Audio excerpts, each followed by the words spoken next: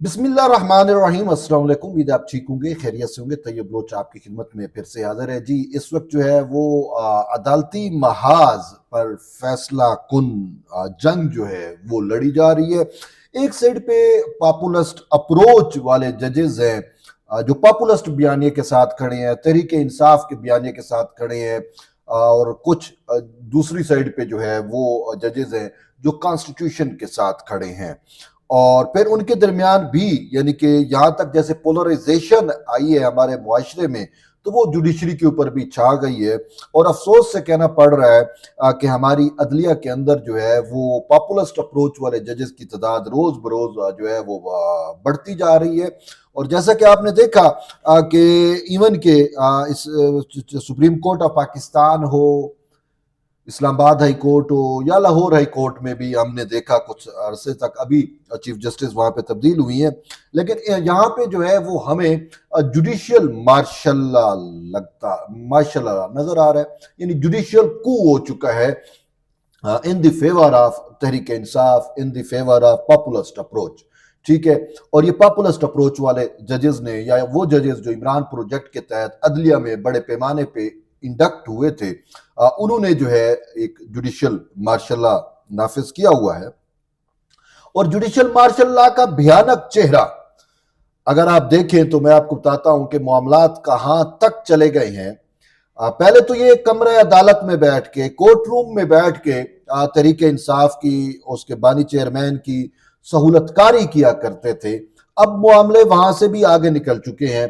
अब तो ये तहरीक इंसाफ के जलसे जुलूस एहतजाजों में भी रियासती प्रोटोकॉल में मुजाहरीन को जो है वो उस जगह तक पहुंचाते हैं।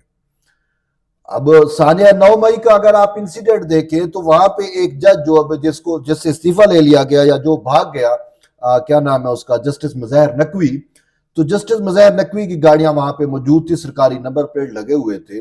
और कल अगर जैसे पिंडी में एहतजाज था, जलसे जुलूस थे तहरीक इंसाफ के, तो वहां पे खुद अलीमा खान जो पीटीआई के बानी चेयरमैन की सिस्टर हैं, वो अपनी एक बहन उज़मा के साथ ये अलग ये कह रही है कि रास्ते बंद थे और हमें एक जज साहब ने जो है वो प्रोटोकॉल में इस जगह तक पहुंचाया है। तो कितनी शर्मनाक बात है।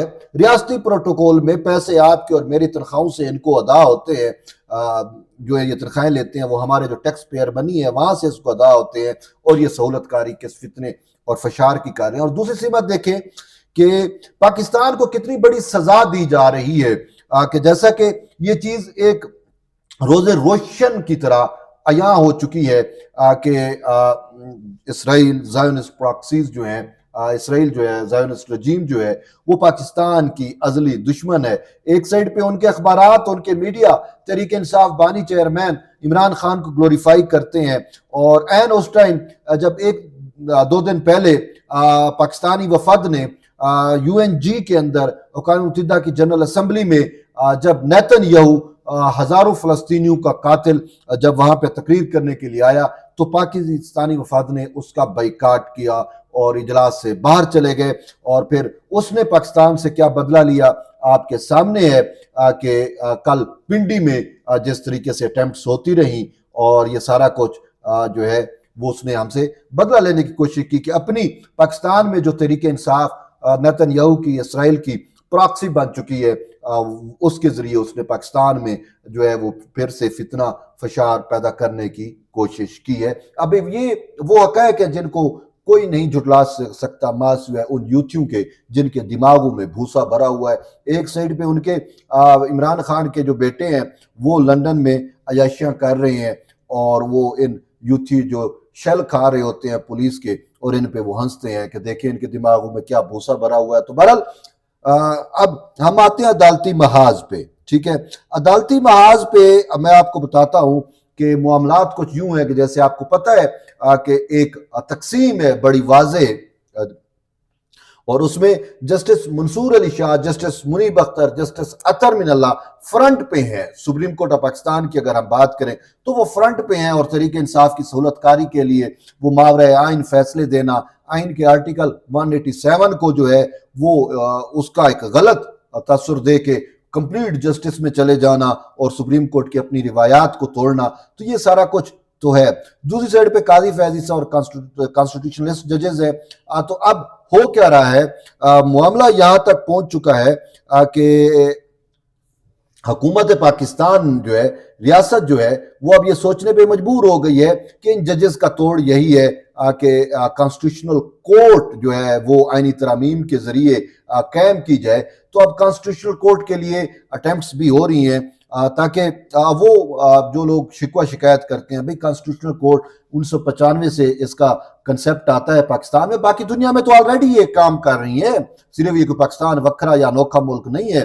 پھر 2006 کے اندر جو ہے وہ بی بی شہید نے اس کو میثاق جمہوریت میں لے کے آئیں اور اس وقت یہ پولیٹیکل سٹیک ہولڈر سے اس کے دستخط بھی کرائے, اور پھر انفارچونیٹلی یہ قائم نہیں ہو سکی.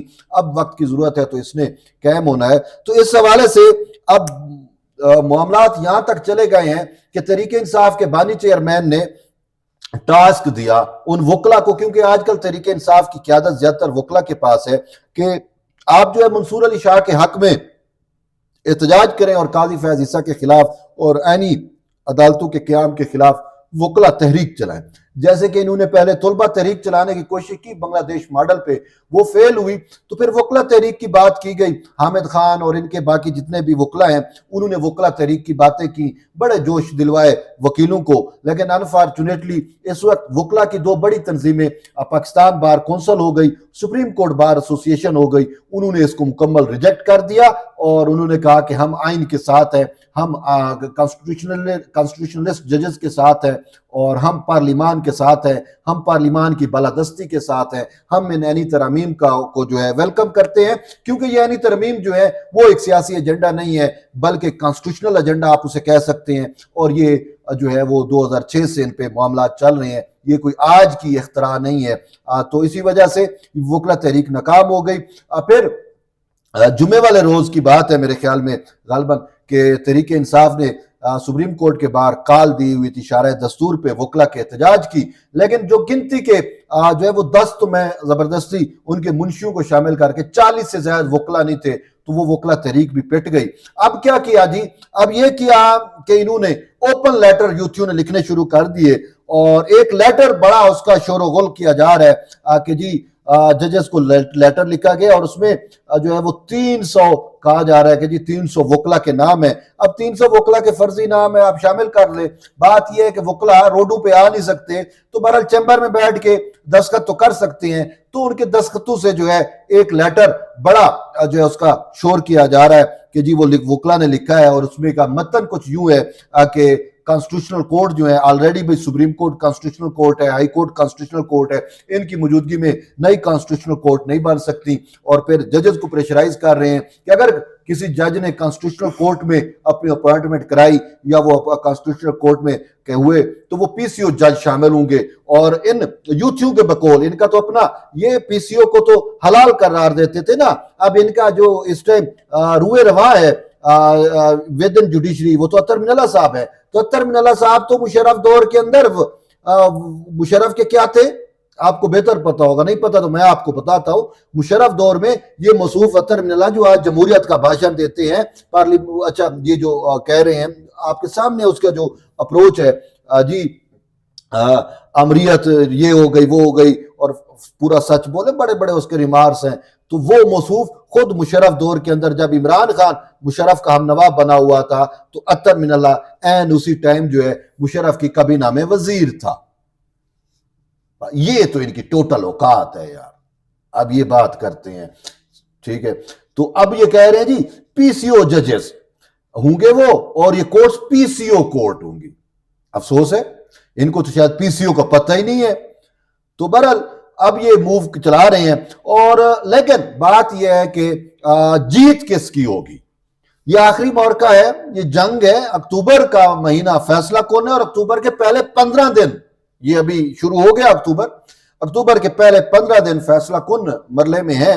تو جیت جو ہے صاف ظاہر ہے, جیت آئین پسندوں کی ہوگی, جیت ان کی ہوگی جو جمہوریت کی بالادستی چاہتے ہیں, جیت ان کی ہوگی جو پارلیمان کو کی سپرمیسی جو ہے وہ قائم کرنا چاہتے ہیں. اور یہ پاپولسٹ بیانے والوں کی جو آئین کو نہیں مانتے ان کی شکست ہوگی, اور شکست ان کا مقدر ہے. یہ فتنہ فشار اور ان کے عدلیہ میں سہولت کار یہ سب شکست کھائیں گے بہت جلد انشاءاللہ. یہی گنتی کے دن رہ گئے ہیں, کچھ زیادہ ٹائم نہیں ہے. اب اکتوبر شروع ہو چکا, یہ 10-15 دن کے اندر اندر سب کچھ چراغ وہ کیا کہتے ہیں روز روشن کی طرح آپ کے سامنے, ہمارے سامنے, پوری قوم کے سامنے عیاں ہو جائے گا. تو اب بات یہ ہے کہ مجھے بلاول بھٹو زرداری کی ایک بات یاد آ رہی ہے کہ انہوں نے پیپلز لائر فورم کے وکلا سے خطاب کرتے ہوئے کہا تھا کہ بی بی جب دبئی میں ہوتی تھی, میں چھوٹا ہوتا تھا, تو بی بی کو وکلا کی کالیں آتی تھی اور وکلا کہتے تھے کہ چیف تیرے جان نثار بے شمار بے شمار. تو بی بی ان کو اس ٹائم بھی کہا کرتی تھی دیکھیں ان ججز نے اگر سیاست کرنی ہے, ان کا کام نہیں ہے, ان کا کام ہے انصاف دینا. اگر انہوں نے سیاست کرنی ہے تو پھر یہ ججز سے استعفیٰ دیں اور سیاست میں آئے, پھر میں ان سے بات کروں گی. ٹھیک ہے. تو آج بھی یہ منصور علی شاہ ہو, منیب اختر ہو, اطہر من اللہ ہو, انہوں نے سیاست کی نظر ہو گئے ہیں اور سیاست اتنی حد تک کی کہ پورے پارلیمان کا, چاہے وہ قومی اسمبلی ہو, چاہے وہ صوبائی اسمبلیاں ہوں, ان سب کا بزنس جو ہے انہوں نے ٹھپ کر دیا ہے اور وہ ان کو ہینگ سا کر دیا ہے. یہ پارلیمانی سیاست پہ بھی اب اتر چکے ہیں.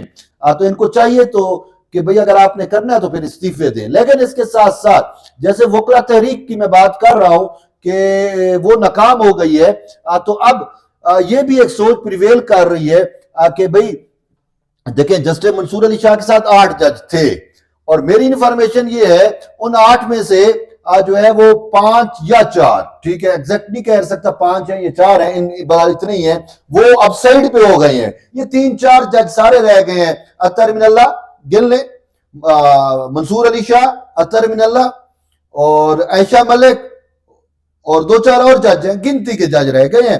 تو بہرحال اب یہ معاملات چل رہے ہیں. یوتھی یہ کہہ رہے ہیں کہ بھئی اب عدلیہ بحالی تحریک جیسے چلی تھی تو وہ تو قربانیاں مانگتی ہے, تو اب ان سے بھی قربانی کا تقاضا کیا جا رہا ہے کہ یہ ججز جو ہیں وہ استعفیٰ دے, اور استعفیٰ دے کے, کیونکہ یہ لوزر تو ہیں.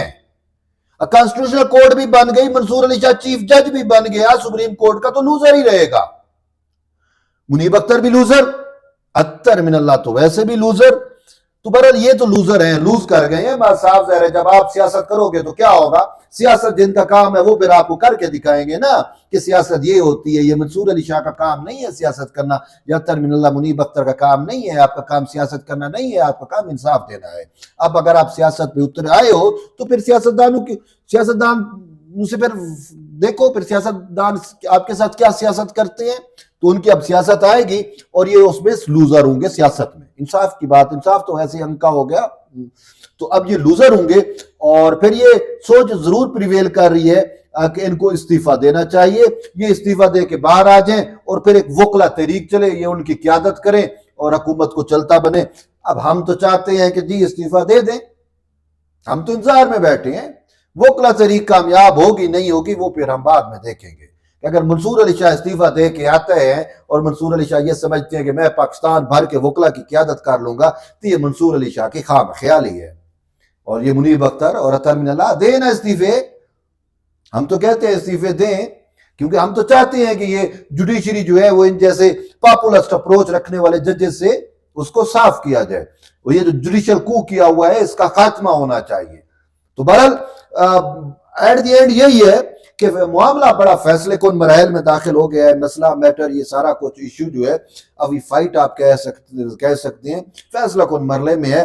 اور یہ اکتوبر کا پہلا ہفتہ, دوسرا ہفتہ انتہائی اہم ہے. اس میں بڑی بڑی چیزیں آپ کو ملیں گی اور دیکھتے ہیں کہ پھر یہ استعفے دے کے وکلا تحریک کے روئے رواں بنتے ہیں یا پھر مسلط پسندی کا شکار ہوتے ہیں یا کیا کرتے ہیں. بہرحال اب وہ ان کے کنڈکٹ پہ ہے. انہوں نے جو اپنی چالیں چلنی تھی وہ چل چکے. اب ان کے آخری فیصلہ کن مرحلہ آنا ہے, دیکھتے ہیں اب وہ اس میں کیا فیصلہ کرتے ہیں. تو بہرحال ایٹ دی اینڈ یہی ہے کہ جیت ہوگی جمہور کی, جیت ہوگی آئین کی, جیت ہوگی پارلیمان کی, جیت ہوگی تو انصاف کی, اور جیت ہوگی تو عدلیہ کی آزادی کی. یہ عدلیہ کی اصل میں عدلیہ آزادی ہی تب قائم ہوگی جب ان عمران پروجیکٹ ججز کے جوڈیشل کو سے عدلیہ کو بازیاب کرایا جائے گا. ایٹ دی اینڈ یہی ہے کہ جڑے رہیے طیب بلوچ کے ساتھ. ملتے ہیں ایک نئی ویڈیو, تب تک اجازت دیں. اللہ حافظ.